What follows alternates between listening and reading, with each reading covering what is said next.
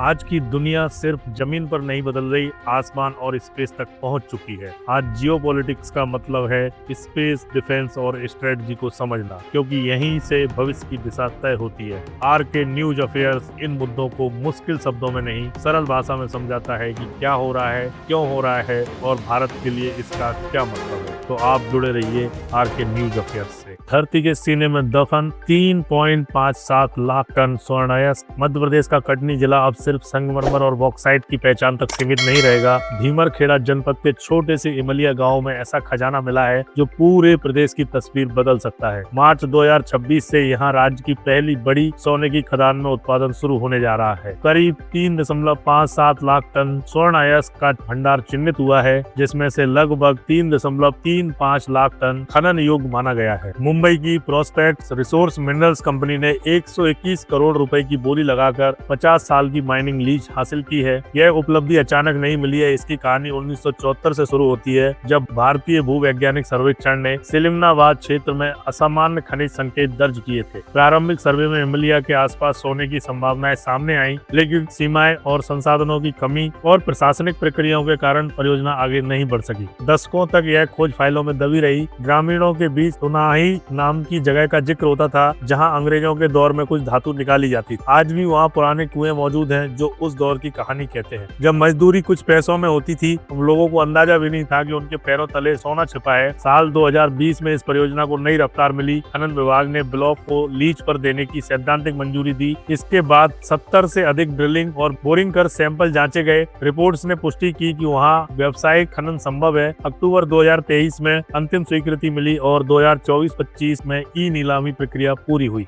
नवरात्रि के पहले दिन जिला प्रशासन और कंपनी के बीच ऐतिहासिक समझौता हुआ। 6.51 हेक्टेयर क्षेत्र पर 50 वर्षों की लीज तय हुई। तकनीकी रिपोर्ट के अनुसार प्रति टन अयस्क से औसतन 1.13 ग्राम सोना निकलने की संभावना है। खनन उद्योग में यह ग्रेड अच्छा माना जाता है, क्योंकि वैश्विक स्तर पर 0.5 से 1 ग्राम प्रति टन भी व्यवहारिक माना जाता है। अनुमान है कि हर साल लगभग 33,000 टन से अधिक अयस्क का उत्पादन होगा, जिसमें से करीब 37 से 38 किलोग्राम शुद्ध सोना सालाना प्राप्त हो सकता है। पूरी लीज अवधि में यह मात्रा हजारों किलोग्राम तक पहुंच सकती है। इस खदान की एक और विशेषता यह है कि यह पॉलीमेटलिक डिपॉजिट है, यानी यहाँ केवल सोना ही नहीं बल्कि तांबा, लेड, जिंक और चांदी की भी उल्लेखनीय मात्रा मिलने की संभावना है। ये धातुएं बिजली, इलेक्ट्रॉनिक्स, बैटरी निर्माण और आभूषण उद्योग में अत्यंत महत्वपूर्ण है। इससे राज्य को बहुस्तरीय आर्थिक लाभ होगा। इस परियोजना का सीधा असर रोजगार पर पड़ेगा। खनन कार्य शुरू होते ही स्थानीय युवाओं के लिए प्रत्यक्ष और अप्रत्यक्ष रोजगार के अवसर बढ़ेंगे। मजदूर, इंजीनियर, तकनीशियन, ट्रांसपोर्ट, सुरक्षा, सप्लाई चेन और सहायक सेवाओं में हजारों लोगों को काम मिल सकता है। साथ ही रॉयल्टी और कर के रूप में राज्य सरकार को बड़ा राजस्व मिलेगा, जिसे सड़क, बिजली, स्वास्थ्य और शिक्षा जैसे क्षेत्रों में लगाया जा सकेगा। अगर सब कुछ योजना के अनुसार चला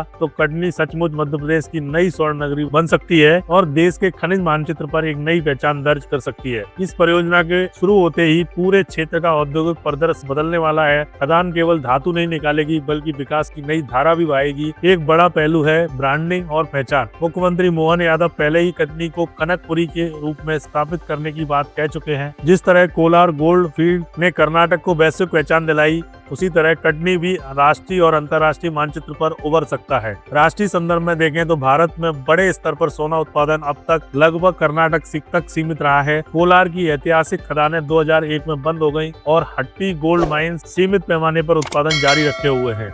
आज भारत अपनी जरूरत का 99% से अधिक सोना आयात करता है। 2024 में लगभग 800 टन से ज्यादा सोना आयात हुआ, जिसकी कीमत करीब 50 अरब डॉलर रही। यह भारी विदेशी मुद्रा का बहिर्वाह है। ऐसे में कटनी जैसी नई खदानें आत्मनिर्भरता की दिशा में महत्वपूर्ण कदम मानी जा सकती हैं। हालांकि यहाँ से अनुमानित 37 से 40 किलोग्राम सोना निकलेगा, जो देश की कुल मांग का एक छोटा सा हिस्सा है, लेकिन यह एक मजबूत शुरुआत है। मध्य प्रदेश के अन्य क्षेत्रों जैसे सिंगरौली और आसपास के जिलों में भी खनिज संभावनाओं का सर्वे जारी है। आने वाले वर्षों में राज्य खनिज क्षेत्र का एक बड़ा खिलाड़ी बन सकता है। तकनीकी रूप से इमलिया ब्लॉक में अंडरग्राउंड माइनिंग होगी, क्योंकि अयस्क गहराई में स्थित है। पहले भूमि अधिग्रहण और प्रवेश प्रक्रिया पूरी की जाएगी। इसके बाद टनलिंग, ड्रिलिंग और वेंटिलेशन और कन्वेयर सिस्टम लगाए जाएंगे। अयस्क को प्रोसेसिंग प्लांट में ले जाकर क्रशिंग, ग्राइंडिंग और फ्लोटेशन प्रक्रिया से धातुओं को अलग किया जाएगा। रिफाइनिंग के बाद शुद्ध सोना, चांदी और तांबा प्राप्त होगा। यह जटिल प्रक्रिया है, इसलिए स्थानीय युवाओं को को तकनीकी प्रशिक्षण देने की योजना भी बनाई जा रही है। पर्यावरण संरक्षण पर विशेष ध्यान रखा जाएगा। सभी केंद्रीय मंजूरियां ली जा चुकी हैं और कंपनी को अपशिष्ट प्रबंधन, जल संरक्षण और वायु गुणवत्ता निगरानी के सख्त नियमों का पालन करना होगा। इमलिया गाँव में उत्साह साफ दिखता है। बुजुर्गों को पुरानी कहानियां याद हैं, युवाओं को रोजगार की उम्मीद और महिलाएं बेहतर शिक्षा और जीवन स्तर की बात कर रही हैं। हालांकि कुछ लोगों को पर्यावरण और भूमि संबंधी चिंताएं भी हैं, जिन पर प्रशासन ने संवेदनशीलता से काम करने का आश्वासन दिया है। मार्च 2026 वह ऐतिहासिक क्षण होगा जब पहली बार कटनी की धरती से सोना निकलेगा। राज्य सरकार ने इसे खनन हब के रूप में विकसित करने की तैयारी की है। आने वाले 5 से 10 वर्षों में सड़क, अस्पताल, स्कूल और औद्योगिक इकाइयों का विस्तार पूरे जिले की तस्वीर बदल सकता है। 1974 से 2026 तक का यह सफर लंबा जरूर रहा, लेकिन अब जो शुरुआत हो रही है वह मध्य प्रदेश के खनिज इतिहास में स्वर्णिम अध्याय लिख सकती है। 121 करोड़ की बोली, 25 साल की लीज, 3.5 लाख टन अयस्क और 1.13 ग्राम प्रति टन की ग्रेड। ये सिर्फ आंकड़े नहीं बल्कि संभावनाओं के संकेत हैं। अब सवाल आपसे, क्या कटनी सच में स्वर्ण नगरी बन पाएगा? क्या यह परियोजना स्थानीय जीवन में स्थायी बदलाव लाएगी? क्या भारत सोने के आयात पर अपनी निर्भरता घटा सकेगा? अपनी राय जरूर साझा कीजिए। अगले वीडियो में हम मध्य प्रदेश के अन्य जिलों में मिले दुर्लभ खनिज भंडारों की चर्चा करेंगे। अगर आप खबरों से आगे जाकर रणनीति को समझना चाहते हैं, अगर आप जानना चाहते हैं कि स्पेस, डिफेंस और ग्लोबल पावर भविष्य को कैसे आकार दे रहे हैं, तो RK न्यूज अफेयर्स से जुड़िए। इस वीडियो को लाइक कीजिए, चैनल को सब्सक्राइब कीजिए और बेल नोटिफिकेशन ऑन रखिए, क्योंकि यहाँ शोर नहीं, स्पष्ट सोच मिलती है। आपका एक सपोर्ट हमें वह आजादी देता है जहाँ विश्लेषण डेटा से चलता है, डर से नहीं। RK न्यूज अफेयर मतलब where strategy meets reality. Thank you दोस्तों।